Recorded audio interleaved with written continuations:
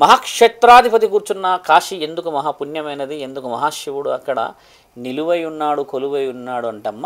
భూమండలంలో మొట్టమొదట పుట్టిన మహాక్షేత్రం కాశీ మాత్రమే. ఇంతవరకు మున్గని మహాక్షేత్రం కాశీ మాత్రమే.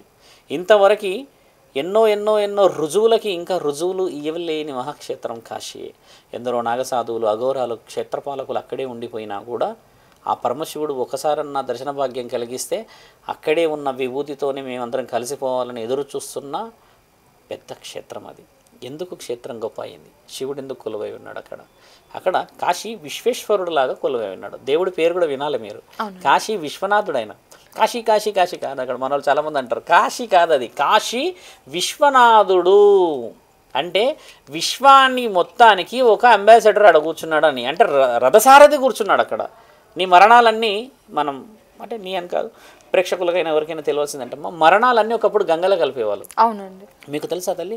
ఒకప్పుడు గొప్ప గొప్ప గొప్ప వ్యక్తులంతా కూడా కాశీకి పోయిన తర్వాతనే కాష్టం చేయాలనేవాళ్ళు. కాశీకి పోయే వాళ్ళందరూ ఎద్దుల బండులు కట్టుకొని పోయేవాళ్ళంట. అంటే శవాన్ని తీసుకొని పోయేవాళ్ళు కూడా అలా ఉండేది. ఎందుకు అక్కడ అంటే అక్కడ సాక్షాత్తు ఆయన దర్శనం కలుగుతుందని. రెండోది గంగాజలంలో మన అస్థికలు కానీ ఏదైనా కలిపితే ఈ పుణ్యం వచ్చి మరో జన్మకి ముందుకోసాని ఇలా కొన్ని నానుడులు రుజువు చేయబడ్డ మహాక్షేత్రం కాశీ. హరిశ్చంద్ర ఘాట్. హరిశ్చంద్రుడు మీకు తెలిసిందేగా, స్వయాన కొడుకునే అక్కడ గుర్తుపట్టలేకుండా కాల్చడం చేత హరిశ్చంద్రుడి భార్య అమ్మ నాదా మీరు ఆ విధముగా మీ బిడ్డనే కాష్టానికి తీసుకొచ్చినప్పుడు కాల్చారు అన్నప్పుడు ఆయన పడ్డ బాధ వర్ణనాతీతం.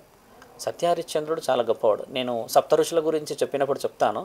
అలా హరిశ్చంద్ర ఘాట్ ఇప్పుడు ఉంది. ఇప్పుడు ఎన్నో ఘాట్స్ వచ్చాయి తల్లి.